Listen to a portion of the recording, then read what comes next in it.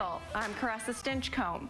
We're a month away from the 2021 legislative session coming to an end, and House Bill 1298 may impact North Dakota athletes. If passed, it would ban transgender athletes from competing in sports that don't align with their sex assigned at birth. I spoke to advocates on both sides of the bill.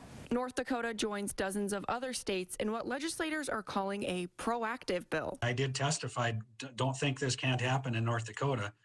We've had transgender issues, non-sports related, that years ago people said that wouldn't happen in North Dakota, and it is. House Bill 1298 was first introduced January 11th. It passed in the House a month later with a vote of 65 to 26. Those in support say boys have an unfair advantage over girls biologically. I'm not saying that it's fair, but it is wholly inappropriate for a biological male to be playing a sport, or somebody that wants to identify as a female that is biologically male, to be playing an exclusively female sport when there's a boys team available. The bill, however, does have an exception for female athletes. Now, in reverse, if there's a girl that wants to play on the boys football team and there's not a girls football team, and she makes the team, she's able to play. Through March 16th, more than 200 people have submitted testimony on both sides.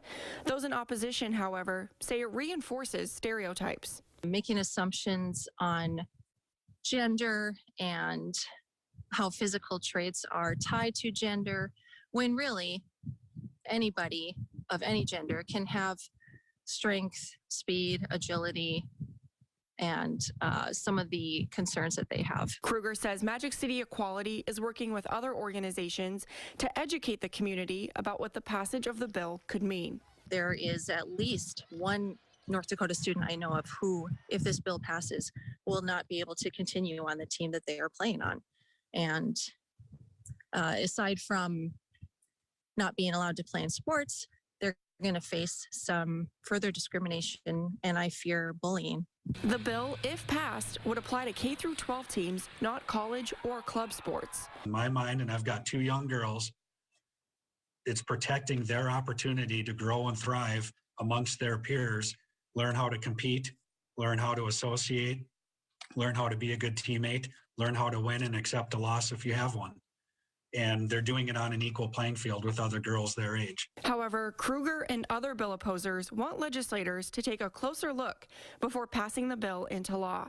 The people who are upset about the possibility of transgender students having an advantage in sports, I